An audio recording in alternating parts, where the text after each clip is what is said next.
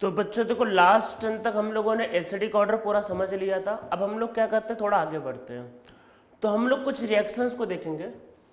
तो इवन ये जो मतलब रिएक्शन का कॉन्सेप्ट है, मैंने एक जो स्टार्टिंग में एक चैप्टर भेजा हुआ है, मतलब बेसिक सा एसिड बेस एंड सॉल्ट, उसमें भी मैंने इस रिएक्शन के बारे में बताया। मैं जो डिस्कस करने जा रहा हूँ, देखो एक रिएक्शन तो होता है, अगर आप एसिड का रिएक्शन बेस से कराओ तो सबको पता है सॉल्ट बनता है। तो ये तो बहुत सिंपल है, एसिड को बेस से मिलाओगे तो सॉल्ट बनता है। कई बार ऐसा हो सकता है कि एसिड का रिएक्शन सॉल्ट से हो जाए, तब क्या करेंगे? और इस पर हम लोगों ने न्यूमेरिकल ऑलरेडी आयनिक इक्विलिब्रियम में किया हुआ है। और हाँ, एसिड का रिएक्शन पहले सॉल्ट से करेंगे, और जब हम लोग बेसिक मतलब बेस के बारे में पढ़ लेंगे, बेसिक स्ट्रेंथ कवर कर लेंगे, तो हम लोग फिर बेस का रिएक्शन सॉल्ट से देखेंगे। तो पहला हेडिंग वही, मतलब अभी हम लोगों को क्या करना है, तो नीचे लिखो reaction of acid with salt. तो एसिड का रिएक्शन करना है सॉल्ट से। तो देखो इसमें होगा क्या, जब आप किसी एसिड का रिएक्शन किसी सॉल्ट से करते हो, मतलब कोई भी सॉल्ट हो सकता है, तब क्या होगा, तब दोबारा एक एसिड बनेगा और दोबारा एक सॉल्ट बनेगा। अब कंफ्यूजन्स को दूर करने के लिए मैं इसको एसिड 1 बोल देता हूँ, इसको सॉल्ट 1 बोल देता हूँ। तो इससे बनेगा दूसरा एसिड एसिड 2, और यहाँ पे बनेगा सॉल्ट 2। ठीक है, जी रिएक्शन होगा या नहीं होगा सिर्फ एक ही बात पे डिपेंड करेगा कि जो एसिडिटी जो होगा वो एसिड 1 का एसिड मतलब 1 का जो एसिडिटी होना चाहिए वो एसिड 2 से ज़्यादा होना चाहिए।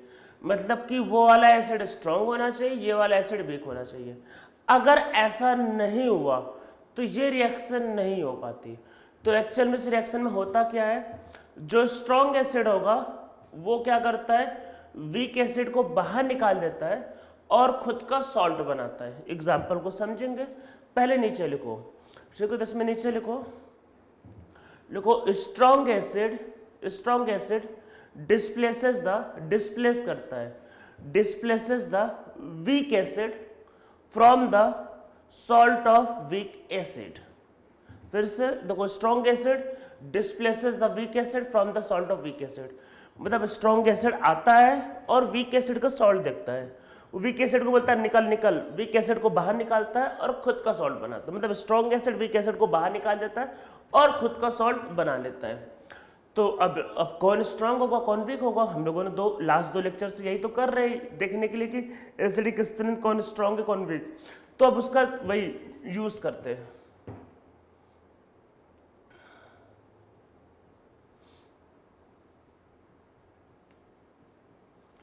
एक बहुत सिंपल से एग्जांपल देखते हैं, स्ट्रॉन्ग एसिड और weak acid, acetic acid, weak acetic acid का सॉल्ट। एचसीएल बोलेगा अरे तुम्हारी इतनी औकात, मेरे सामने तुम सॉल्ट बना रहे हो, तो वीक एसिड को बाहर निकालेगा और खुद का salt NaCl। Strong acid weak acid को बाहर निकालता है, खुद का सॉल्ट बनाता है। ठीक है,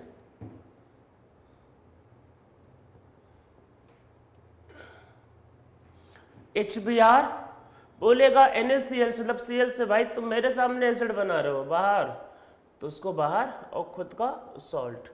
अरे ये तो बताया है ना लेक्चर में कि HBr स्ट्रॉन्ग एसिड होता है Cl से। पर मान लो अगर ऐसा होता, HBr होता और मान लो NaI होता, तब इससे क्या बनता है HI और फिर ये NaBr। तो HI एंड HBr में स्ट्रॉन्ग एसिड कौन है, HI। तो वीक एसिड से स्ट्रॉन्ग एसिड नहीं बनता है भाई, स्ट्रॉन्ग से वीक होना चाहिए, तो ये रिएक्शन फिर नहीं हो सकता। ठीक है, तो ये ध्यान रखना है कि हमेशा स्ट्रॉन्ग एसिड से वीक एसिड, मतलब ट्रिक क्या है, इधर वाला एसिड स्ट्रॉन्ग होना चाहिए, इधर वाला एसिड वीक होना चाहिए। ठीक है, जैसे मान लो अगर आपके पास HCl है,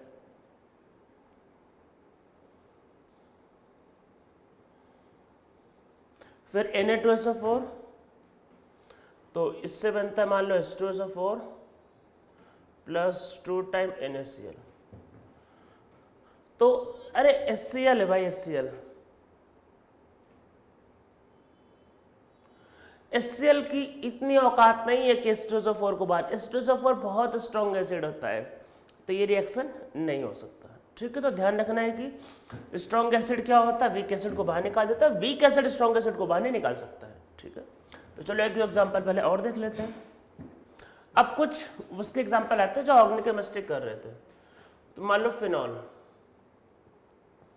का रिएक्शन NaOH के साथ। अब आप बोलोगे कि सर NaOH तो सॉल्ट है। अरे भाई सॉल्ट तो वो आपको मतलब सॉरी, आप बोलोगे सर NaOH तो बेस है। अरे बेस तो वो आपका पॉइंट ऑफ व्यू। देखो अभी क्या होगा, तो इससे बनेगा PHONA प्लस H2O। तो देखो क्या हुआ, phenol and water. Water phenol में कौन स्ट्रॉन्ग एसिड है? अरे फिनॉल किया है ना हम लोगों ने। तो फिनॉल ने खुद का सॉल्ट बनाया, वीक एसिड वाटर को बाहर कर दिया। ऐसा भी हो सकता है। और देखो समझते हैं।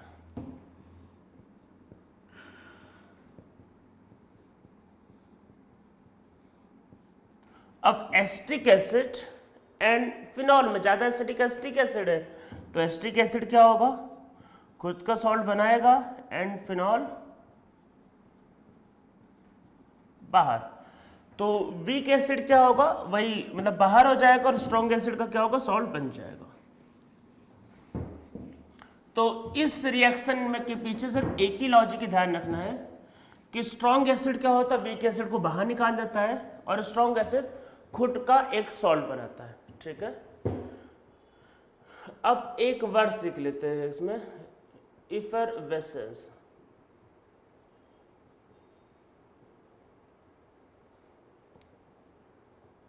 इफरवेसेंस क्या होता है? अरे कई बार आप लोगों ने घर पे अच्छा गौर किया होगा, जब आप पानी को वाटर को बॉईल करते हो तो कुछ बुलबुले निकलते हैं। अरे निकलते हैं ना बुलबुले, गैस के बुलबुले। तो वो जो बुलबुले जो होते हैं गैस के, वही इफरवेसेंस, मतलब कि गैस निकलना लिक्विड से। तो वही गैस निकलना। तो इसमें नीचे लिखो effervescence means when gas releases from liquid solution. तो जब गैस रिलीज होगा कहाँ से, लिक्विड सोल्यूशन से, ठीक है। तो ये कैसे यहाँ पे क्यों लिखा है, इसका एक बात समझो कि रिएक्शन में अगर कभी H2CO3 बना, अरे कार्बोनिक एसिड बताया था ना लास्ट टू लास्ट लेक्चर में, तो कार्बोनिक एसिड मान लो बना, और ये कई बार क्या होगा, जो कार्बोनिक एसिड बनेगा वो टूट जाएगा H2O में और CO2 में। तो H2O तो लिक्विड होगा, तो CO2 क्या होगा, गैस होगा, और ये उड़ने लगेगा। जब उड़ने लगेगा तो पानी में बुलबुले दिखने लगेंगे, तो क्या बोलेंगे, इफरवेसेंस हो रहा है। तो कई बार पूछता है ऐसा क्वेश्चन कि in which of the following reaction effervescence take place. तो इफरवेसेंस का मतलब कि गैस रिलीज होना, और नॉर्मली एसिडिक मतलब इस सेक्शन में गैस का क्वेश्चन कार्बोनिक एसिड के रिलेटेड आएगा। तो अगर किसी रिएक्शन में कार्बोनिक एसिड बनता है, इसका मतलब कि CO2 गैस रिलीज होगा, हो सकता है, मतलब रिलीज होगा वैसे, मतलब ऐसा नहीं कि पूरा टूट जाए, पर रिलीज हो सकता है। CO2 गैस रिलीज होगा तो इसका मतलब कि इफरवेसेंस होगा, ठीक है। तो इसमें नीचे लिखो if in any reaction carbonic acid is formed, in that case CO2 gas is released, so effervescence phenomena take place। तो वहां पे effervescence होता है। तो अरे इसका एसिडिटी लिखवाया है सारा। तो देखो H2CO3 ध्यान रखना, ये कार्बोनिक एसिड है। H2CO3 के जो सॉल्ट हो सकते हैं, तो आपको सॉल्ट लिख के आ सकता है NaSCO3 भी आ सकता है, या फिर Na2CO3। Sodium bicarbonate, sodium carbonate दोनों हो सकता है, दोनों में हो सकता है, कोई दिक्कत नहीं है, ठीक है। तो चलो एग्जांपल समझते हैं। Formic acid and carbonic acid में फॉर्मिक एसिड स्ट्रांग होता है भाई, लिखवाया था सब चीजें, तो रिवाइज करो आप लोग। तो देखो क्या बनेगा, H2CO3 प्लस क्या होगा, वही HCOONA, मतलब ये रिएक्शन होगा। इसमें बोल सकते हैं कि इस रिएक्शन में इफरवेसेंस हो सकता है। अरे H2CO3 का मतलब खुद से समझ लेना हमेशा यही होगा, तो ये गैस रिलीज कर देगा, तो यहाँ पे इफरवेसेंस हो सकता है, ठीक है। तो ये हो सकता है। अब मैं आप लोगों को इस पे एक न्यूमेरिकल करवाता हूँ, और इस टाइप के क्वेश्चन स्पेशली जेईई एडवांस में, मतलब 2 बार आ चुके हैं पिछले मतलब 15 सालों के अंदर, मतलब 2 बार आए हुए हैं। और एडवांस वाले नॉर्मली ऐसे क्वेश्चन पूछने में काफ़ी इंटरेस्टेड रहते हैं, मतलब उनको अच्छा लगता है ऐसे क्वेश्चन पूछना। जेई मेन और नीट में भी आ सकता है, कुछ कह नहीं सकते हैं, पर एडवांस वालों को पूछने में ये ज़्यादा मज़ा आता है इसमें, ठीक है।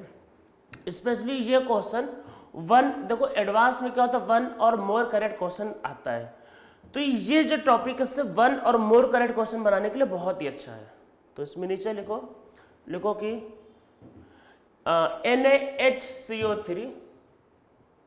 NaHCO3 react with following acid, in which of the following case effervescence phenomena will take place। तो NaCO3 का हम लोग कुछ एसिड के साथ रिएक्शन करवाने जा रहे हैं, बताना है in which of the following effervescence phenomena will take place.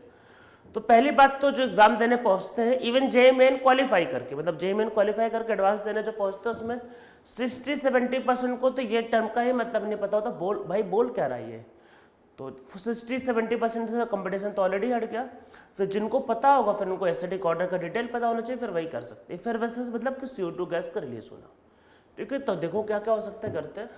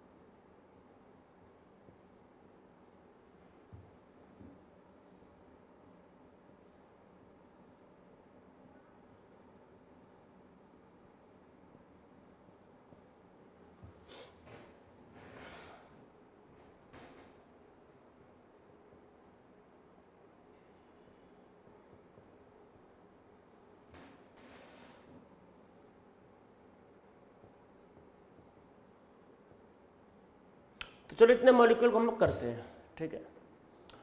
तो देखो इफरवेसेंस का मतलब ये है कि इससे बनना चाहिए H2CO3, पहले क्वेश्चन समझ में आना चाहिए। इफरवेसेंस का मतलब है कि इससे बनना चाहिए H2CO3।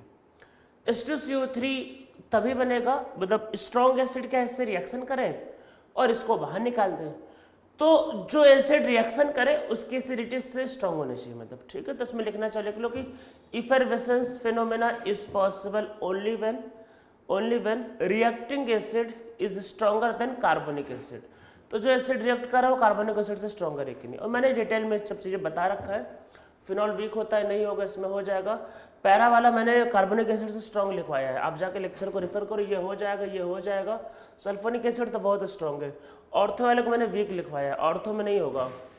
मतलब पैरा वाला स्ट्रॉन्ग होता है, फिर ये होता है, फिर ये होता है, इसमें हाइड्रोजन बॉन्डिंग होती है, एसिडिटी कम हो जाती है, इसमें भी नहीं होगा। और बेंजोइक एसिड स्ट्रॉन्ग होता है, ठीक है। तो ये इसका आंसर होगा। तो आप लोगों को समझ में आ गया होगा ये। तो हम लोगों का ये एसिडिटी का सेक्शन अब खत्म हो गया। तो अब हम लोग चलो बेस पे आते हैं। तो अब आगे लिखते हैं बेसिसिटी।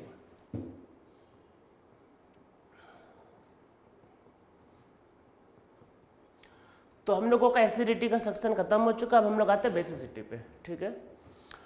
तो बेसिसिटी या बेस को डिफाइन करने के कई तरीके हैं, और मैंने इसके बारे में 2 बार, मतलब एक बार आयनिक इक्विलिब्रियम को स्टार्ट में लिखवा रखा है, आप जाके मेरे लेक्चर को रेफर कर सकते हो, या फिर आप एसिड बेस एंड सॉल्ट उसके अंदर भी रेफर कर सकते हो। ऑलरेडी एक्सप्लेन किया है, मैं इसको 3 तरीके से डिफाइन करता है, वही लुईस, ब्रॉन्स्टेड या एरेनियस। उसको मतलब बता के मैं टाइम वेस्ट नहीं, मतलब लिखवा के टाइम वेस्ट नहीं करना चाह रहा, बस थोड़ा सा आपको मैं एक रिकैप दे देता हूँ। तो सबसे पहले आपके पास ब्रॉन्स्टेड बेस। तो ब्रॉन्स्टेड बेस क्या होता है? जो बेस H+ लेता है, मतलब H+ लेने वाला मॉलिक्यूल बेस कहलाता है ब्रॉन्स्टेड के हिसाब से। सेकेंडली क्या था आपके पास? Erroneous base. एरेनियस बेस क्या होता है? जो OH- देता है, ठीक है। थर्ड क्या था आपके पास? थर्ड था लुईस बेस। जो इलेक्ट्रॉन रिच होता है, जो लोन पेयर दे सकता है, वो होता है लुईस बेस, ठीक है। ये 3 तरीके से हम लोग डिफाइन करते हैं। तो बेस के केस में भी भाई, अरे के जैसे हम लोगों ने इस सेक्शन के स्टार्टिंग में किया, वैसे के भी होता है ये। और ऑलरेडी के ए और के बी के बारे में ऑलरेडी बताया जा चुका है आप लोगों को, अरे वही आयनिक इक्विलिब्रियम में, पर मैं फिर भी थोड़ा सा बता देता हूँ। अगर के बी बढ़ेगा, अरे बेस का के बी क्या है लिखना चाहो लिख लो, डिसोसिएशन कांस्टेंट ऑफ बेस। अगर के बी बढ़ेगा तो आपका जो बेसिसिटी होता है वो भी बढ़ेगा, ठीक है। और इसकी वजह से क्या होता है, POH कम होता है या फिर PKB भी कम होता है। अरे PKB का मतलब होता है माइनस लॉग KB, और इसकी वजह से ध्यान रखना pH बढ़ता है, ठीक है। तो अगर KB बढ़ता है तो बेसिसिटी बढ़ता है, या फिर pH भी बढ़ता है, या जिसका मतलब कि pH कम होता है। मतलब जब अरे pH और pH का सम 14 होता है, अगर ये कम होगा तो ऑटोमेटिक ये ज़्यादा होगा। तो इन सब के बारे में आप लोगों ने ऑलरेडी आयनिक इक्विलिब्रियम में लिख लिया है, इसको हम लोग नहीं कर रहे, मतलब ऑलरेडी ये सब चीज़ें पढ़ाया गया है, तो हम लोग इस सब को लिख कर टाइम वेस्ट नहीं करते। तो हम लोग इसमें सीधा काम की बातों पे आते हैं, ठीक है। तो थोड़ा सा मैं मतलब वैसे मैं करने के लिए भी मैं कुछ बातें बता दूंगा, आपको समझ में आ जाएगा, पर मैं फिर भी कुछ चीज़ें आपको और समझाना चाह रहा हूँ, मतलब आपके लिए अच्छा रहेगा, मतलब काफ़ी हेल्पफुल रहेगा सब चीज़ें। तो देखो आप लोगों को अगर याद होगा आयनिक इक्विलिब्रियम में मैंने ये बताया था pKa ऑफ एसिड और उसी का कंजुगेट बेस, और फिर PKB ऑफ कंजुगेट बेस, उसी का कंजुगेट बेस जो होता है, इसका जो सम होता है ये 14 होता है। जब फिर आप ऐसे समझो Ka जो होता है एसिड का, और इसका डेरिवेशन अगर जानना है तो आप आयनिक इक्विलिब्रियम के लेक्चर में रेफर कर सकते हो, पर वैसे मैं जो बात बताने जा रहा हूँ उसके लिए कोई ज़रूरत नहीं डेरिवेशन की, बस मेरी बातें समझ लो, आपको सब समझ में आ जाएगा। और ये फिर क्या होगा, Ka of acid and Kb क्या होगा, कॉन्जुगेट बेस का, ये 10⁻⁻14 होता है, ठीक है। अब इसमें समझो अगर K का वैल्यू बढ़ा, मान लो देखो K का मतलब होता है डिसोसिएशन कांस्टेंट ऑफ एसिड, अगर एसिड का डिसोसिएशन कांस्टेंट बढ़ा तो उस केस में क्या होगा, K भी कम होगा। मतलब कि एसिड अगर मान लो एसिड स्ट्रांग हो रहा है, सपोज करो एसिड स्ट्रांग हो रहा है, एसिड स्ट्रांग होने का मतलब है कि उसका K बढ़ रहा है, अगर K बढ़ेगा तो उसका K भी फिर कम होगा ना, अरे दोनों का मल्टीप्लिकेशन कांस्टेंट है, अगर ये बढ़ेगा तो ऑटोमेटिक ही कम होगा। अगर एसिड वीक होता है, मान लो अगर एसिड वीक होता है तो K क्या होगा, कम होगा, K कम होगा तो K भी बढ़ेगा। तो अगर एसिड वीक होगा तो उसका K कम होगा तो फिर K भी बढ़ेगा, और K भी बढ़ेगा तो आप निकाल सकते हो ये। और इवन हम लोगों ने जो भी एसिडिक ऑर्डर जो लिखा उसमें यही था कि एसिड अगर स्ट्रांग होता है तो उसका कॉन्जुगेट बेस स्टेबल होता है। बेस स्टेबल का मतलब है कि Kb की वैल्यू फिर आपके पास क्या होती है, मतलब कम होती है, मतलब स्टेबल है बेस, मतलब बेस स्टेबल है, मतलब उसको कुछ नहीं करना है। अरे आराम से सोचो, इक्विलिब्रियम कांस्टेंट क्या होता है, K की वैल्यू जितना ज़्यादा होती है रिएक्शन उतना ज़्यादा होता है। अगर K की वैल्यू कम होती है इसका मतलब होता है नो रिएक्शन, मतलब वो स्टेबल है, दैट इज दिस मीन्स। तो अगर एसिड स्ट्रांग होता है तो कॉन्जुगेट बेस वीक होता है, मतलब वो स्टेबल होता है। तो अगर K की वैल्यू बढ़ेगी तो K भी कम होगी। तो इसमें नीचे लिखो, इसमें नीचे लिखो, if acidity of acid increases it means that basicity of its conjugate base decreases. तो अगर एसिडिटी बढ़ेगा तो उसका बेसिसिटी क्या होगा, कम होगा। उसमें नेक्स्ट लाइन से लिखो, if acidity of acid decreases it means that basicity of conjugate base increases. तो एसिडिटी कम तो बेसिसिटी ज़्यादा, एसिडिटी ज़्यादा तो बेसिसिटी कम, ठीक है। तो हम लोग इन सब बातों को समझने के लिए एक तो एग्जाम्पल भी समझते हैं। वैसे मैं जो एग्जाम्पल करवाने जा रहा हूँ इसको थोड़ी देर बाद एक पॉइंट ऑफ व्यू से मैं और भी समझा दूंगा, पर मुझे कुछ समझाना था इसका रिगार्डिंग, इसलिए मैंने बताया, ठीक है। क्योंकि ये जो मैंने लिखवाया इसका आपको यूज पड़ेगा, मतलब कहीं ना कहीं यूज पड़ेगा। तो हम लोग एक क्वेश्चन लिखते हैं, compare the basicity of H minus CH3 minus NH2 minus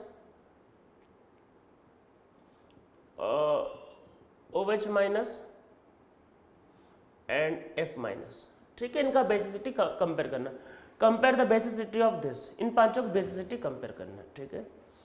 आगे हम लोग करेंगे, अभी एक फैक्टर मैं आपको और लिखवाऊंगा इलेक्ट्रोनेगेटिविटी को, वो सब बातें सही है। अभी इलेक्ट्रोनेगेटिविटी का पॉइंट कवर कर लेंगे, पर उसके पहले ये वाला कॉन्सेप्ट भी आपको समझ में आना जरूरी होता है, ठीक है। एग्जाम में आपको जो अप्रोच लगाना चाहो लगा दो, आंसर आपको सेम आएगा, ठीक है। तो ये बेस है।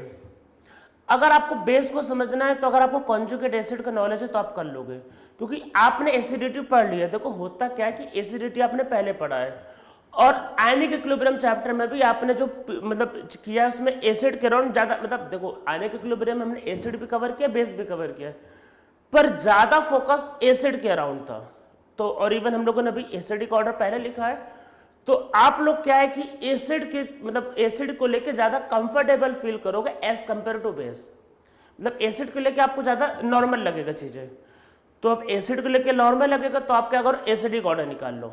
एसिडिक ऑर्डर निकाल लो, जो स्ट्रॉन्ग एसिड होगा उसका कॉन्जुगेट बेस वीक होगा, मतलब बेस फिर वीक हो जाएगा, और जो वीक एसिड होगा उसका कॉन्जुगेट बेस स्ट्रॉन्ग होगा। तो इसको समझो, मान लो मैंने इन सबका एसिड बनाया, अरे एसिड भाई जो H देता है,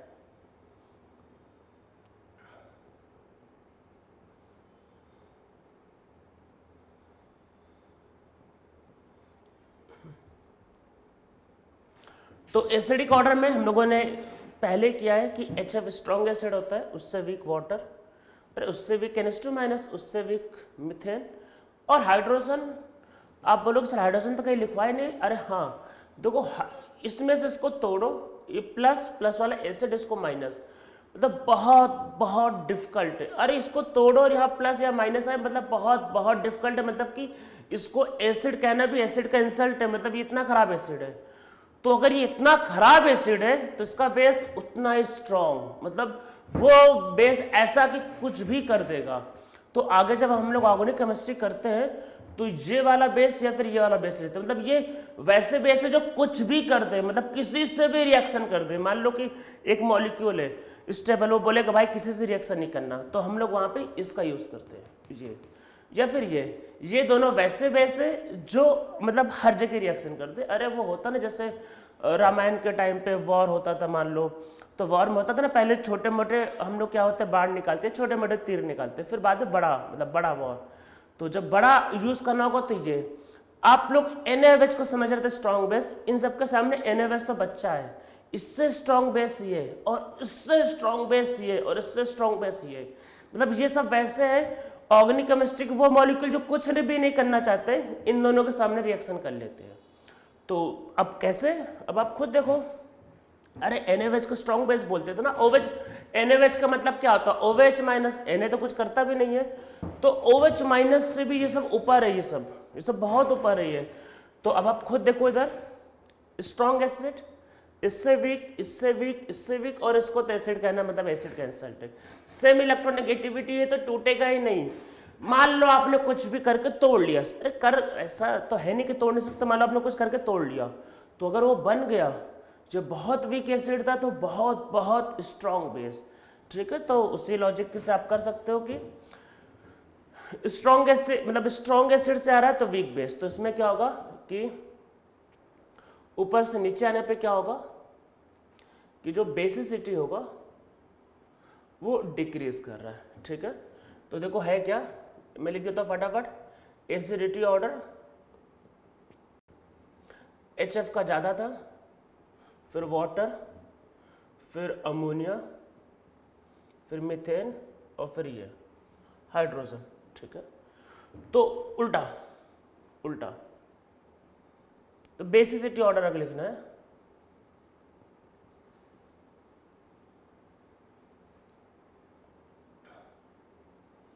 तो F minus, OH minus, NH2 minus, CH3 minus, and H minus. जितना वीक एसिड उतना स्ट्रॉन्ग बेस, मतलब समझ रहे हो ना, ये जब हम लोग लड़ाई वड़ाई करेंगे तो ये हमारा सबसे पावरफुल वेपन रहेगा, ठीक है, बेस के फॉर्म में। तो H माइनस मतलब लड़ाई, मतलब कि रिएक्शन, जब रिएक्शन, अरे रिएक्शन लड़ाई वही होता है, जब रिएक्शन करवाना होगा तो हम लोगों को चाहिए स्ट्रॉन्ग बेस, तो H माइनस का यूज करेंगे, बहुत स्ट्रॉन्ग बेस है।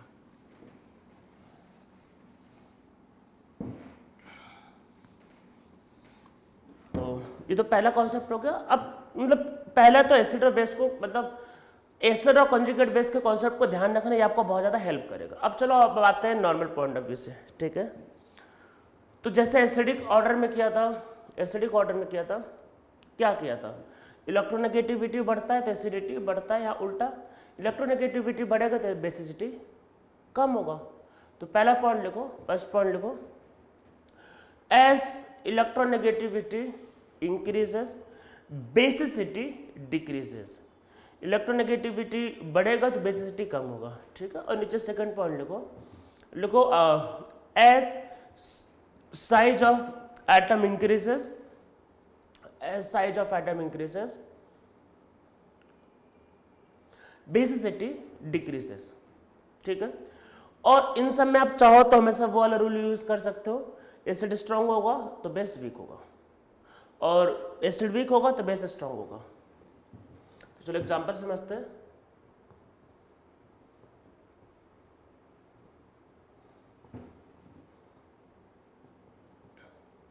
एसिड वीक है तो बेस स्ट्रांग है, एसिड स्ट्रांग है तो बेस वीक। अब वो कॉन्सेप्ट को यूज कर सकते हो हमेशा।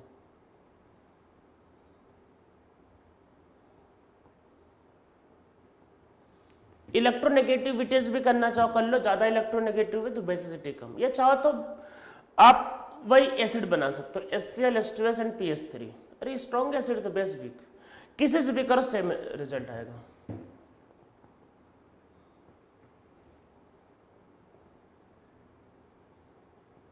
अरे HI स्ट्रॉन्ग एसिड था तो कॉन्जुगेट बेस वीक, या साइज बढ़ा है तो बेसिसिटी कम, जो भी फॉलो करना चाहो कर लो।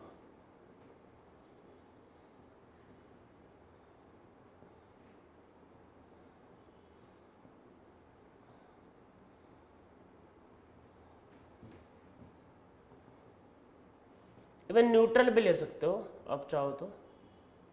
ये सब जो लिखा हुआ है ये बेसिक ऑर्डर है सारा ये।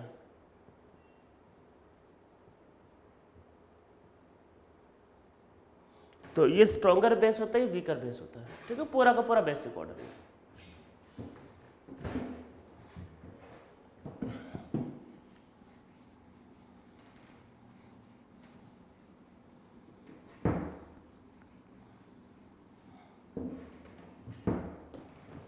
ठीक है, तो ये आपका कुछ बेसिक ऑर्डर समझ में आ रहा होगा कि किस तरीके से करते हैं।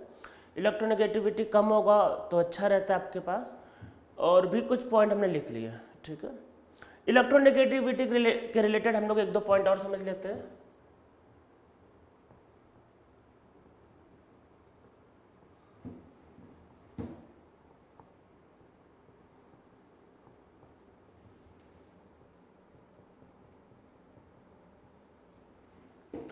sp3 sp2 sp, या आप वैसे समझ लो एसिडिक ऑर्डर में ट्रिपल बॉन्ड वाला एसिडिक था तो वीक बेस, ठीक है। उस तरीके से भी आप करना चाहो तो कर सकते हो, कोई दिक्कत नहीं, ठीक है। अब हम लोग इसमें एक फिनोमेना पे आते हैं, देखो रेजोनेंस। देखो अब जब बेसिक ऑर्डर निकाल रहे हो तो आपके पास जैसे सिंपल तो एसिड और बेस से आप कर सकते हो कि एसिड स्ट्रॉन्ग होगा तो कॉन्जुगेट बेस वीक होगा। पर यहाँ पे एक बात समझने की जरूरत है कि जैसे मान लो कई डेफिनेशन, जैसे OH माइनस देना, या वही जो H प्लस ले सकते हैं, फिर जहाँ पे इलेक्ट्रॉन डेंसिटी ज़्यादा होगी तो मतलब आप जैसे OH माइनस यहाँ पे कहीं दिख नहीं रहा है तो आप उसका यूज़ कर नहीं सकते हो। तो यहाँ पे एक टर्म आप ध्यान रखना लोएस्ट बेस वाले को, अगर कभी रेजोनेंस हो गया तो लोन पर डीलोकलाइज हो जाता है, लोन पर कम हो जाता है, और लोन पर कम हो जाएगा तो बेसिसिटी कम हो जाती है, ठीक है। इसमें नीचे लिखो in case of resonance lone pair is delocalized so electron density decreases so basicity also decreases। तो इलेक्ट्रॉन डेंसिटी कम हो जाता है इसलिए जो बेसिसिटी होगा वो भी कम होने लगता है, ठीक है। अब जैसे एग्जांपल समझते हैं।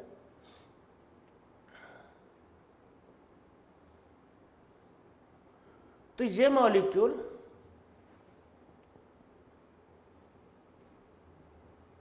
इससे ज़्यादा अच्छा बेस है, अरे रेजोनेंस हो गया तो यहाँ पे दो जगह बढ़ गया तो वहाँ पे एक ही जगह बहुत अच्छा बेस है। और अगर मान लो बेंजीन जैसे होता तो वहाँ पे और ज़्यादा रेजोनेंस होता है, और ज़्यादा रेजोनेंस होगा तो बेसिसिटी कम होगी, ठीक है। ये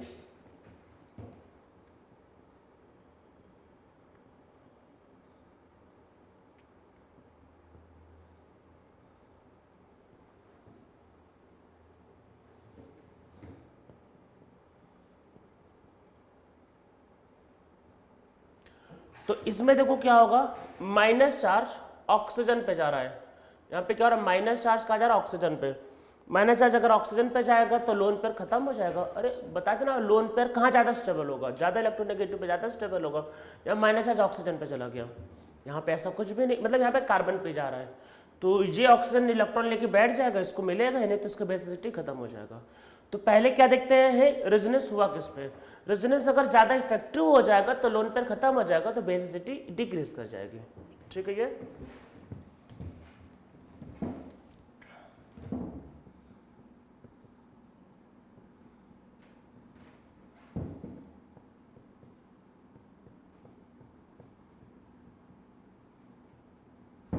इसमें ये जो लोन पेयर है रेजोनेंस में नहीं जा सकता है, तो ये इससे स्ट्रॉन्गर बेस होगा ये, और इससे भी स्ट्रॉन्गर करना है तो ये।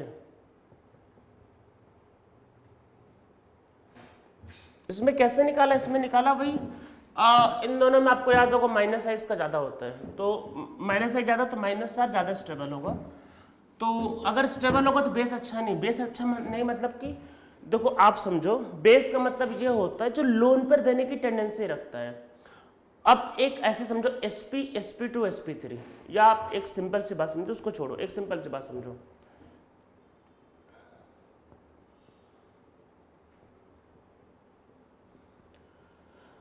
ज़्यादा अच्छा बेस ये है, आप लोग मेरी एक बात को समझो, ये आपको हर जगह यूज मतलब हेल्प करेगा।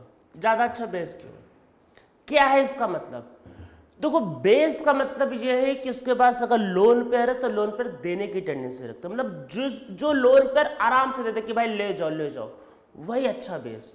मतलब कि मतलब यहाँ पे H प्लस का अटैक या फिर यहाँ पे एसिड का अटैक आराम से हो सके। तो जिसकी इलेक्ट्रोनेगेटिविटी कम होती है, समझो जिसकी इलेक्ट्रोनेगेटिविटी कम होगी तो उसमें माइनस चार्ज अनस्टेबल होगा, और इलेक्ट्रोनेगेटिविटी कम है, माइनस चार्ज आगे वन स्टेबल है। तो ये बेचैन है अपने लोन पर देने के लिए, भाई लो लो लो, कोई तो लोन पर लो, तो लोन पर देना चाह रहे, इसलिए स्ट्रॉन्ग बेस। तो जब कोई लेस इलेक्ट्रोनेगेटिव एटम पे माइनस चार्ज आएगा तो वो अनस्टेबल होगा, वो लोन पर देना चाहता है। जो लोन पर देना चाहता है वो हमेशा क्या होगा, वो हमेशा स्ट्रॉन्ग बेस होगा। तो इन दोनों में ध्यान रखना, ये आपका देने की टेंडेंसी मतलब इसकी इलेक्ट्रोनेगेटिविटी इन दोनों में कम है, तो ये देने मतलब देने की टेंडेंसी ज़्यादा होगी। तो इसमें नीचे लिख लो, एक पॉइंट लिख लो, इसमें देखो as electronegativity decreases, as electronegativity decreases, stability of negative charge also decreases, so tendency of atom to donate the lone pair increases, so basicity increases। तो मतलब इलेक्ट्रोनेगेटिविटी कम होगी तो लोन पेयर देने की टेंडेंसी ज़्यादा होगी, तो बेसिसिटी इंक्रीज करेगा। ठीक है, तो इस बात को ध्यान रखना है इसमें। अब हम लोग देखो काम के बात पे आते हैं। अब आप बोलोगे सर ये सब क्या काम का नहीं था, मतलब उतना काम का नहीं था। अब मेन मतलब ये जो करने जा रहे हैं उस पर आते हैं। देखो ऑर्गेनिक हम लोग कर क्या रहा, ऑर्गेनिक केमिस्ट्री, ये सब जो लिखा 9 लिखा है सब अच्छी बात है, पर नॉर्मली ऑर्गेनिक केमिस्ट्री में ये सब मॉलिक्यूल होते नहीं। मतलब ये सब मैंने जो लिखवा ये जनरल, मतलब जनरल आपके पास बेसिक ऑर्डर था, एक दो ऑर्डर और लिखना चाहो भाई। ये ध्यान रखना कि अगर ऑक्सीजन वाला होता है, अरे याद होगा ना ये, जैसे एक चीज़ और ऑक्सी एसिड में एक पॉइंट और आगे कर लेते कुछ और समझने के पहले। जैसे ऑक्सी एसिड के केस में क्या होता है, टॉप से बॉटम आने पे ऑक्सी मॉलिक्यूल कर लेते, बल्कि टॉप से बॉटम आने पे एसिडिटी कम हो रहा था, मैंने ऑक्सी एसिड के लिए कहा था, तो बेसिसिटी क्या होगा, बढ़ेगा। मतलब पीरियोडिक टेबल में ध्यान रखना कि एसिडिटी और बेसिसिटी नॉर्मली उल्टे चलते हैं। ठीक है, तो मैंने अभी ये जो लिखवाया था ना एफ ब्रोमीन वही या फिर क्लोरीन, इन सब में ऑक्सीजन नहीं था। इसमें ये ध्यान रखना कि जैसे LiOH, इससे स्ट्रॉन्ग बेस होता है NaOH, इससे ये सब ऑक्सीजन वाले में टॉप से बॉटम आने पे एसिडिटी कम होती है, बेसिसिटी बढ़ेगी। तो इससे स्ट्रॉन्ग बेस है KOH, इससे स्ट्रॉन्ग बेस है RbOH, इससे स्ट्रॉन्ग बेस है CSOH, या फिर BeOH ट्वाइस, और इससे स्ट्रॉन्ग बेस है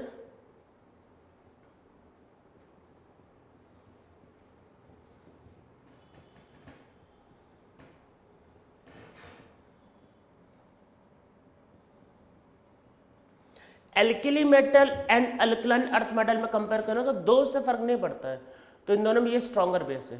और इलेक्ट्रोनेगेटिविटी कम होगी तो बेसिसिटी क्या होगी, ज़्यादा होगी। तो इसमें नीचे लिखो, पहले नीचे कुछ पॉइंट लिखो all the bases of alkali metal and alkaline earth metal are strong base except base of lithium and beryllium. ठीक है, फिर इसमें नीचे लिखो alkali metal form stronger acid as compare to alkaline earth metal. तो NaOH से stronger base acid होगा MgOH twice. KOH से स्ट्रॉन्गर मतलब KOH मतलब NaOH स्ट्रॉन्गर बेस मतलब NaOH स्ट्रॉन्गर बेस होगा as compare to MgOH twice. KOH is stronger base as compare to CaOH twice. ठीक है, तो ये आपके पास ऑर्डर रहेगा इसमें।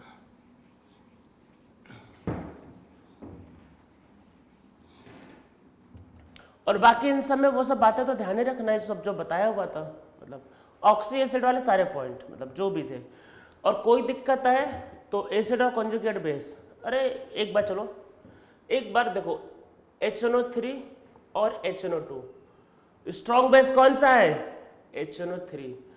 तो बेस की जब बात करोगे तो ये बेस, अरे जो वीक एसिड होगा वो स्ट्रॉन्ग, वीक एसिड तो स्ट्रॉन्ग बेस। ठीक है, तो इस तरीके से आप कर सकते हो।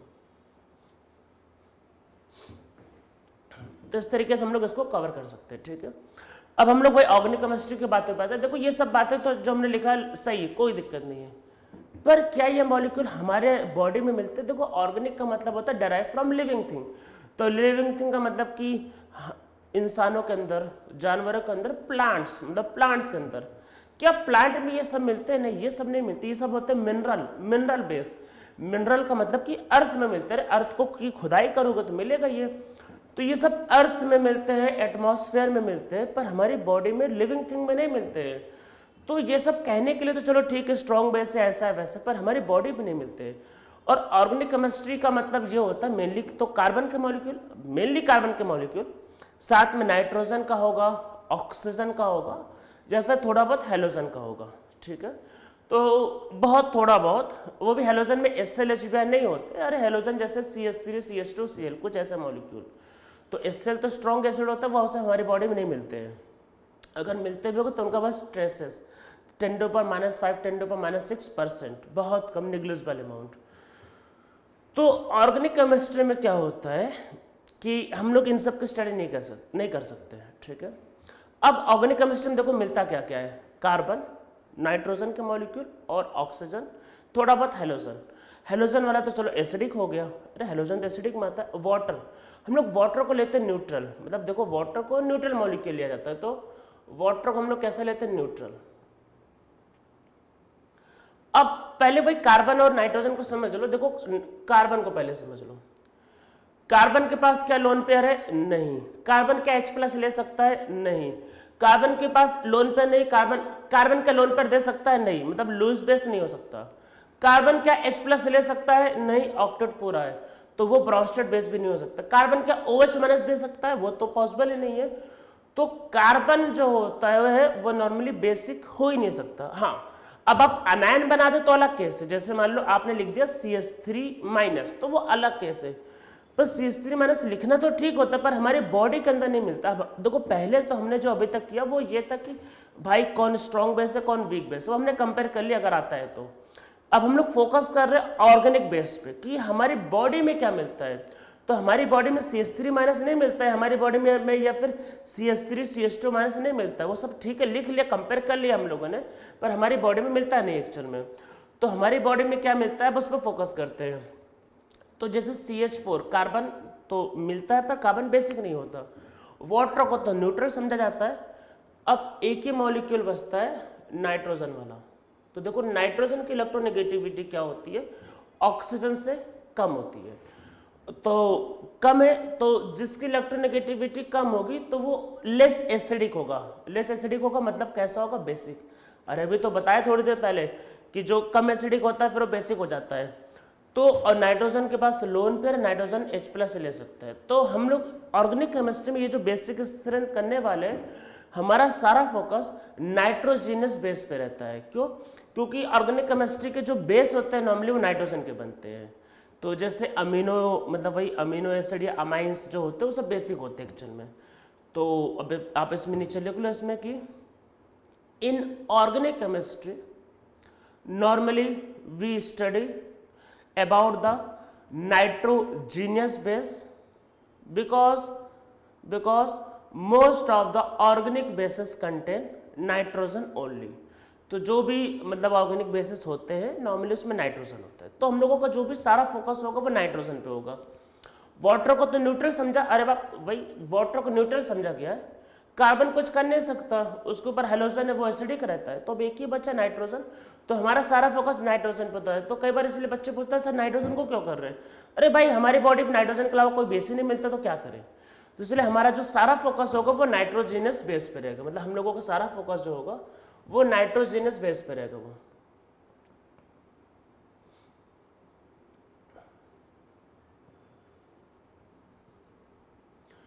तो हम लोगों को देखो इसमें क्या करना है कि 4 टाइप के बेसिस को करने हैं। ठीक है, 4 टाइप के बेसिस। तो एक पहला करेंगे जो भी करेंगे एलिफैटिक बेस। एलिफैटिक मतलब आपके पास सिंपल RNS2 वही अमाइंस वाला केस। तो पहले ये करेंगे, मतलब इस सेक्शन के अंदर हम लोग क्या क्या करने वाले वो लिख देते हैं। दूसरा एरोमेटिक, मतलब सबको आपस में भी कंपेयर करेंगे, ऐसा कोई दिक्कत नहीं है। तो एरोमेटिक बेस मतलब कि बेंजीन जुड़ेगा, बेंजीन जुड़ेगा तो रेजोनेंस हो जाएगा, डीलोकलाइजेशन हो जाएगा, लोन पेयर कम हो जाएगा, बेसिसिटी कम हो जाएगी। तीसरा करेंगे इसमें अमाइड को,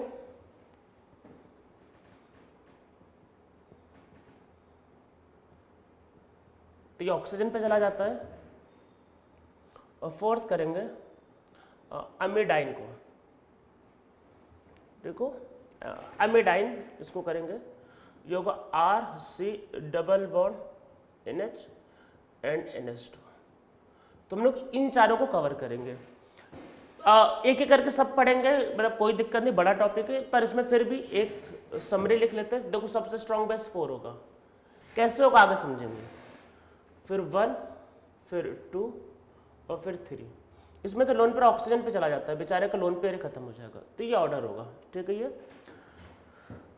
तो इसको लिख लो, ये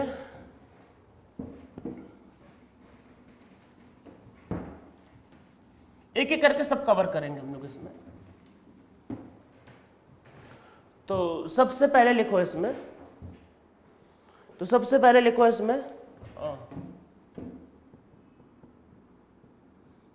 एलिफैटिक अमाइंस। तो हम लोग पहले एलिफैटिक अमाइंस के केस को करेंगे।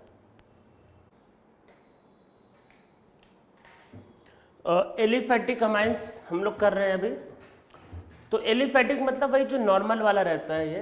तो देखो उसमें वही कुछ बातें तो ध्यान रखनी है जो हम लोगों ने एसिडिटी के लिए पहले किया था। एसिडिटी में क्या होता था, देखो प्लस आई से एसिडिटी कम होती थी, मतलब प्लस आई से एसिडिटी कम होता है और माइनस आई से एसिडिटी बढ़ता था। तो यहाँ पे रिवर्स, ठीक है। तो जो बेसिसिटी होता है वो प्लस आई से क्या होता है, बढ़ता है, और माइनस आई से कम होता है। भाई हमारा सारा फोकस माइनस मतलब प्लस आई पे रहेगा, और माइनस आई से क्या होता है, कम होता है, ठीक है। तो हम लोग पहले एक बात को समझने जा रहे हैं, लिखने जा रहे हैं, बहुत इंपॉर्टेंट है। मतलब ये जितने भी एग्जाम है, चाहे वो नीट हो या मेन हो या जेई मेन या फिर सीटी या इवन एडवांस, सब में पूछा जा चुका है ये। और स्पेशली नीट और जेई मेन वालों का ये स्टिल फेवरेट है ये सेक्शन। तो वो अभी भी इससे पूछते रहते हैं, जेई मेन एंड नीट वाले क्या इसको समझते हैं, ठीक है। तो जैसे मान लो आपके पास है अमोनिया और आपके पास ये प्राइमरी अमाइन। आर का मतलब कार्बन चेन, मतलब आपको कार्बन चेन में मतलब वही सिंपल चेन लेना होता है, एल्केन वाले, ठीक है। फिर मान लेते हैं आपके पास ये सेकेंडरी अमाइन एंड आपके पास क्या ये टर्शियरी अमाइन। ठीक है, ये 3 आपके पास दे रखा है, हमको इनका बेसिसिटी कंपेयर करना है।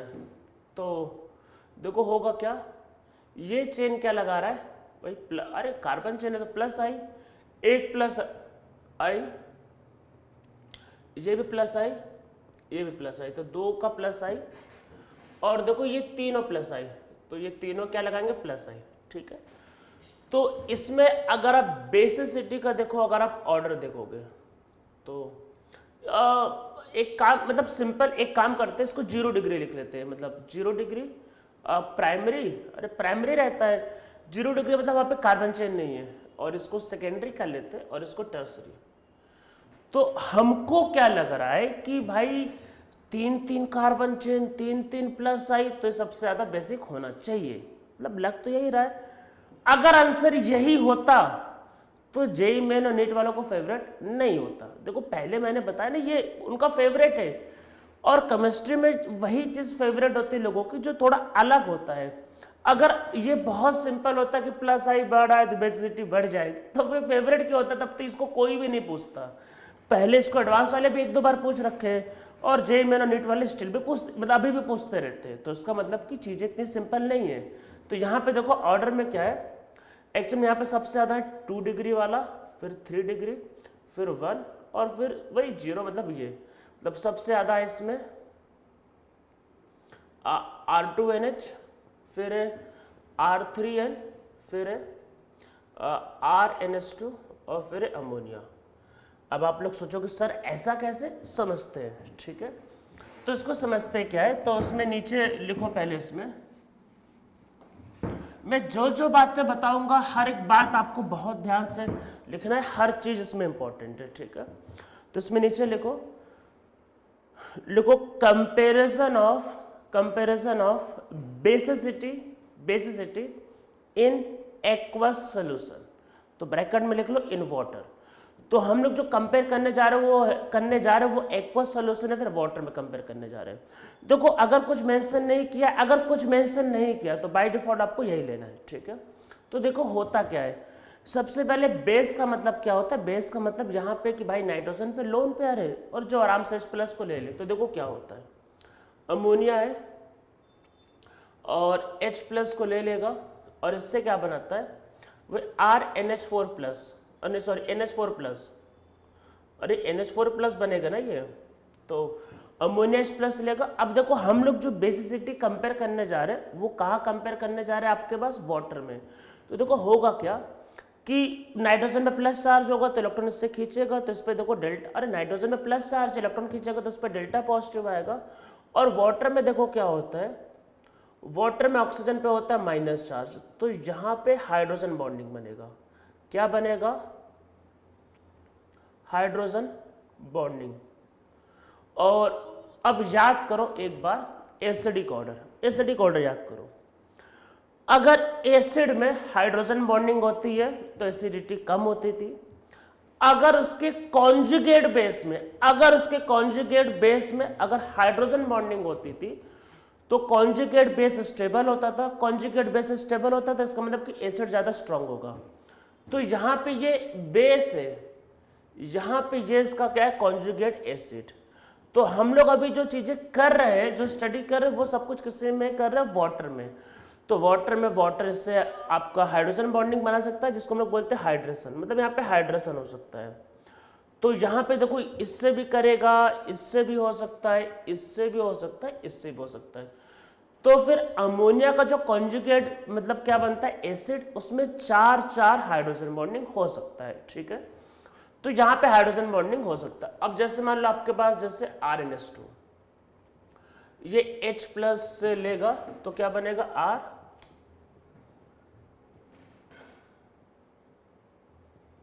तो ये बन जाएगा।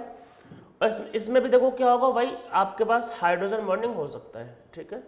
पर ये R का मतलब हो गया कार्बन चेन। अब कार्बन चेन तो हाइड्रोजन बॉन्डिंग कर नहीं सकता, तो यहाँ पे देखो कितना होगा, फिर सिर्फ 3। मतलब क्या होगा कि अमोनिया का जो कॉन्जुगेट एसिड बना उसमें 4 हाइड्रोजन बॉन्डिंग पॉसिबल था, पर RNH2 का जो कॉन्जुगेट एसिड बना उसमें सिर्फ 3 हाइड्रोजन बॉन्डिंग पॉसिबल था। तो यहाँ पे हाइड्रोजन बॉन्डिंग का नंबर कम हो गया। तो मतलब कि हाइड्रेशन जो है वो धीरे धीरे कम हो रहा है, ठीक है। तो जैसे जैसे आप कार्बन चेन जैसे मान लो इसमें एक लगाया तो हाइड्रेशन कम हो गया, आप जब 2 कार्बन चेन लगाओगे तो हाइड्रेशन क्या होगा, और कम होता जाएगा। तो जैसे जैसे कार्बन चेन बढ़ेगा वैसे वैसे हाइड्रेशन क्या होगा, कम होगा। हाइड्रेशन मतलब वही हाइड्रोजन बॉन्डिंग, या फिर हाइड्रोजन बॉन्डिंग का मतलब ये होता है कि आपका वही जो स्टेबिलिटी जो थी वो धीरे धीरे कम होने लगेगी। तो देखो अब हो क्या रहा है इसमें, अमोनिया RnH2 R2NH फिर R3N, ठीक है। तो हम लोगों को मेनली देखो, पहले फिर से जाओ एसिडिक ऑर्डर में, एसिड स्ट्रॉन्ग है या वीक कैसे डिसाइड करते थे, पहले समझो एसिड स्ट्रॉन्ग या वीक कैसे डिसाइड किया था, कॉन्जुगेट बेस। कॉन्जुगेट बेस जितना स्टेबल होगा एसिड उतना स्ट्रॉन्ग, अरे यही तो था ना, conjugate base stable, conjugate base stable तो एसिड स्ट्रॉन्ग। तो बेस कितना स्ट्रॉन्ग है कैसे पता चलेगा, कॉन्जुगेट एसिड, कॉन्जुगेट एसिड जितना स्टेबल उतना स्ट्रॉन्ग। तो चलो सबका कॉन्जुगेट एसिड बनाते हैं, तो ये बेस है। अरे कॉन्जुगेट एसिड जितना स्टेबल होगा उतना आपके पास क्या होगा, उतना मतलब स्ट्रॉन्ग बेस होगा। एसिड के लिए कॉन्जुगेट बेस की स्टेबिलिटी, बेस के लिए कॉन्जुगेट एसिड की स्टेबिलिटी। तो चलो H+ पकड़ाया जाए सबको,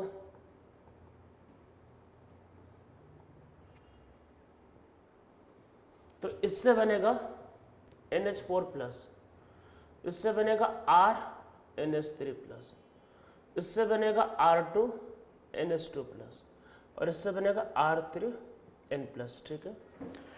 तो इसमें देखो जब आप ऊपर से नीचे आ रहे हो, ऊपर से नीचे आ रहे हो, तो जो प्लस आई इफेक्ट है वो आपके पास बढ़ रहा है। देखो ऊपर से नीचे आने में प्लस आई इफेक्ट बढ़ा है, इसमें प्लस आई ज्यादा है, मतलब तीन साइड से प्लस आई, और यहाँ पे प्लस आई कम है। पर यहाँ पे NH+ है, पर ऊपर से नीचे आने पे हाइड्रोजन बॉन्डिंग कम हो रहा है। तो ऊपर से नीचे आने पे क्या हो रहा है, जो हाइड्रेशन है वो कम हो रहा है, या फिर आपके पास वही नंबर ऑफ हाइड्रोजन बॉन्डिंग क्या हो रहा है, कम हो रहा है, ठीक है। तो इसमें प्लस आई नहीं था, पर यहाँ पे हाइड्रोजन बॉन्डिंग 4, यहाँ पे प्लस आई 3, पर हाइड्रोजन बॉन्डिंग सिर्फ 1। तो ऊपर से नीचे आने पे प्लस आई तो बढ़ रहा है पर हाइड्रोजन बॉन्डिंग कम हो रहा है, मतलब एक फैक्टर तो सपोर्ट कर रहा है पर एक फैक्टर उसको सपोर्ट नहीं कर रहा, ठीक है। अगर 2 फैक्टर होते हैं तो उनका रिजल्ट मैक्सिमम तभी होता है जब दोनों चीजें बीच की होती है, ठीक है। जैसे मैं आपको चलो एक एग्जांपल बताता हूँ, जैसे मान लो अगर आपके पास एक ऐसे मान लेते हैं A+B मान लो 10 है, और आपको A × B निकालना है, और ये मैक्सिमम निकालना कब होगा, तो अगर A और B का मल्टीप्लीकेशन अगर आपको मैक्सिमम चाहिए वो तभी होगा जब A और B दोनों की वैल्यू 5 और 5 होगी। अगर आप किसी को ज्यादा लोगे किसी को कम लोगे तो इनका मल्टीप्लीकेशन कभी भी ज्यादा आ ही नहीं सकता। आप करके ट्राई करना चाहो तो कर लो। तो वैसे ही जब 2 इफेक्ट होते हैं, तो जब दोनों इफेक्ट क्या होते हैं बीच के होते हैं, तो उनका रिजल्ट सबसे अच्छा आता है। तो यहाँ पे देखो 2 प्लस आई 2 हाइड्रोजन बॉन्ड, तो वही आपका बेस्ट है। तो ये बेस्ट है, इन दोनों में कौन सा बेस्ट है वो तो वही एक्सपेरिमेंटली डिटरमाइंड है, तो आपको याद रखना है। तो इसलिए यहाँ पे जो बेसिक ऑर्डर एक्चुअल में है वो सबसे ज्यादा होता है इसमें R2NH का, फिर आपके पास R3N का, फिर आपके पास RNH2 का। देखो इसमें तो प्लस आई है ही नहीं तो वो लीस्ट होगा, इसमें कोई दिक्कत नहीं, मतलब इसमें तो कोई दिक्कत ही नहीं एक्चुअल में। तो लीस्ट वाला तो यही है मतलब, और टॉप वाला ये। इसमें देखो 2 प्लस आई इसमें होता है और 2 हाइड्रोजन बॉन्डिंग, जब दोनों इफेक्ट बीच के होते हैं तो बेस्ट है। यहाँ पे 3 प्लस आई 1 हाइड्रोजन बॉन्डिंग, यहाँ पे 3 हाइड्रोजन बॉन्डिंग 1 प्लस आई, तो इन दोनों में क्या है कि उल्टा है, मतलब 3 प्लस आई 1 हाइड्रोजन बॉन्डिंग, 1 प्लस आई 3 हाइड्रोजन बॉन्डिंग। तो इसलिए इन दोनों में एक्सपेरिमेंटली डिटरमाइंड है, और इसमें तो प्लस आई है ही नहीं तो लीस्ट, तो लीस्ट और टॉप फिक्स इन दोनों को ही ध्यान रखना है, ठीक है। तो या फिर ऐसे याद रखना है 2 डिग्री 1 मतलब नहीं 2 फिर 3 फिर 1 फिर 0, ऐसे 2 1 3 0। सो अरे ये क्या लिख दिया, no no no no no, तो क्या याद रखना 2 3 1 0, ठीक है, ऐसे याद रखना है। तो चीज़ें आप लोगों को समझ में आ रही होंगी, पर चीज़ें अभी भी ख़त्म नहीं हुई हैं, मतलब पिक्चर अभी भी बाकी है, ठीक है, मूवी अभी भी बची हुई है। देखो इन दोनों में कंपटीशन चल रहा है जो ख़त्म नहीं होने वाला। तो आर कुछ भी हो आपको यही लेना है, इफ अगर आर जो होता है वो CS3 है, अगर आर CS3 है तो ऑर्डर एक्चुअल में होता है 2130, मतलब कि ये दोनों, मतलब इन दोनों में कंपटीशन है वो पलट जाते हैं, ठीक है। मतलब ये 2130 हो जाता है, अदरवाइज 2 और फॉर एनी अदर, और कोई और हुआ तो यही लिखना है, मतलब कोई और होगा तो ये लिखना है, अदरवाइज वो लिखना है, मतलब 2130। तो मैं चलो समझाता हूँ हर चीज़ को, हर चीज़ को समझते हैं। तो देखो अगर CS3 होता है, चलो इसको ऐसे करते हैं, तो 2, अरे ये सेकेंडरी था, ये 1, तो 2 के बाद 1 आता है, और फिर 3, और फिर 0, ठीक है, ये मतलब टर्सरी। और बाकी सबके केस में वही सिंपल 2310, जैसे मतलब ET, अरे ET का मतलब है आपका CS3 CS2,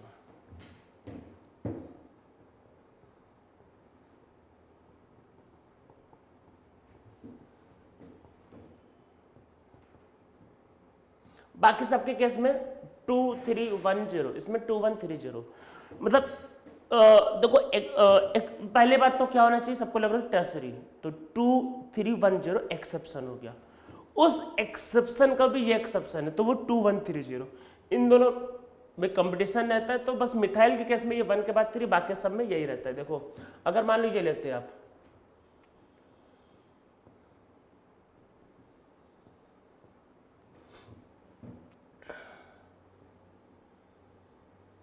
मान लो प्रोपेन ले लिया, तो सबसे पहले सेकेंडरी, फिर से वही, फिर आपके पास टर्सरी,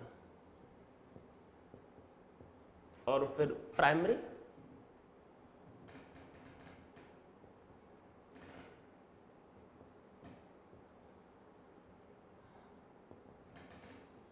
और फिर अमोनिया, ठीक है। तो इस तरीके से ऑर्डर निकलता है।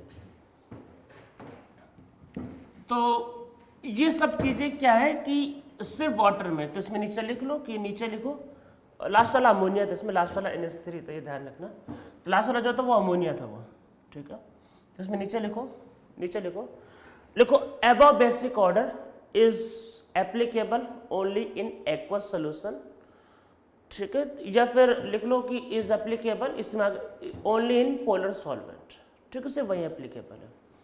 अगर नॉन पोलर सॉल्वेंट हो गया या फिर गैस में आ गया तो वहां पे हाइड्रोजन बॉन्डिंग का झंझट खत्म हो जाएगा, तो सिर्फ +I से करना है। तो इसमें नीचे लिखो in case of non polar solvent और in gaseous state hydrogen bonding is not possible, so basicity is decided only on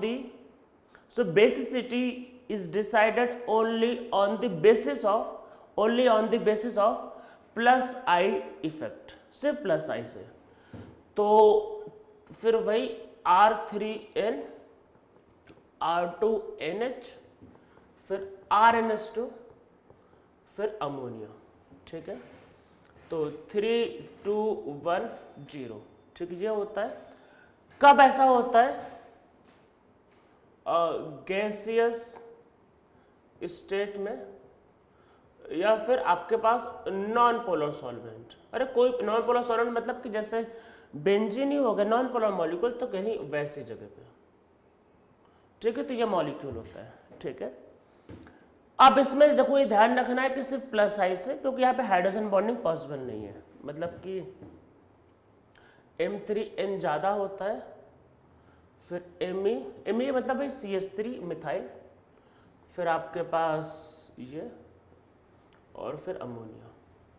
क्या होता है? इन गैसियस स्टेट।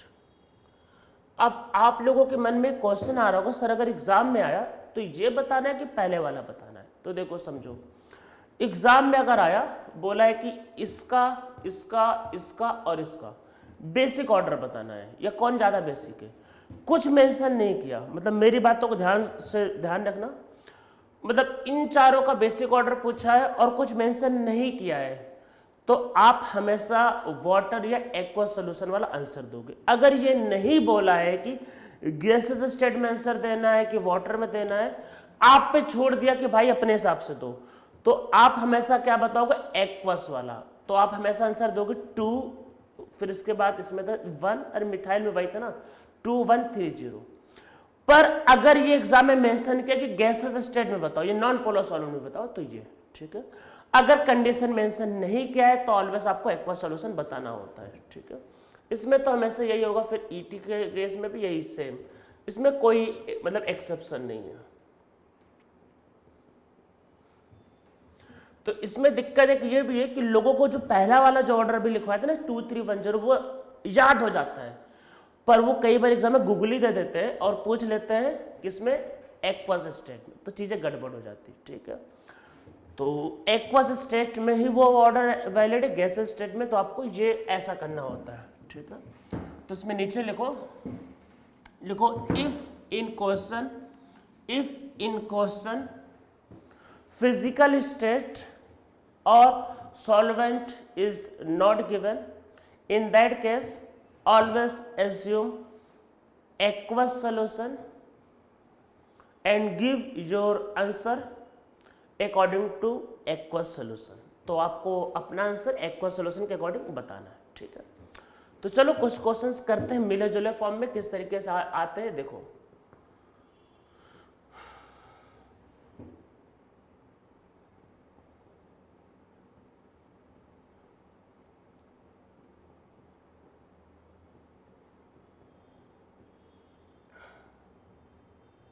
ये 1, ये 2, ये 3, इस ऐसा क्वेश्चन एग्जाम में आ सकता है। बोलेगा बताओ 1 2 3 का बेसिसिटी क्या है, तो कैसे करेंगे। तो देखो एक बात समझो, मैंने जो बताया 2130 वो सिर्फ मिथाइल के लिए है, सिर्फ CH3 हुआ तो अदरवाइज उसको ध्यान नहीं रखना, हम उसको अदरवाइज ध्यान नहीं रखना। उसके अलावा ऑर्डर क्या है 2310 याद रखना 2310। तो अब जैसे बेसिसिटी ऑर्डर निकालना, तो देखो ये इधर तो CH3 है, कोई दिक्कत नहीं, पर इधर तो नहीं है ना, तो इसको आप समझोगे टर्सरी वाला। बाकी केस में हमेशा याद रखना 2310 तीनों मिथाइल अगर होते हैं, मतलब सिर्फ मिथाइल होता है, तब 2130 वो एक स्पेशल केस, अदरवाइज हमेशा 2310 टर्सरी, सेकेंडरी और प्राइमरी। तो सेकेंडरी वाला ज्यादा होता है, तो अगर आपको बेसिक ऑर्डर मान लो इसमें बताना है तो सबसे ज्यादा होगा सेकेंड, मतलब ये 2 वाला, और फिर आपके पास होगा 1 वाला और फिर 3 वाला, ठीक है। तो ये हो गया हम लोगों का एलिफैटिक अमीन्स। तो ये हम लोगों ने हर चीज कवर कर लिया, और इस पे फिर और डिटेल में हम लोग अब आगे क्वेश्चंस नेक्स्ट टर्न पे करेंगे। चलो एक एग्जांपल और मैं बता देता हूँ।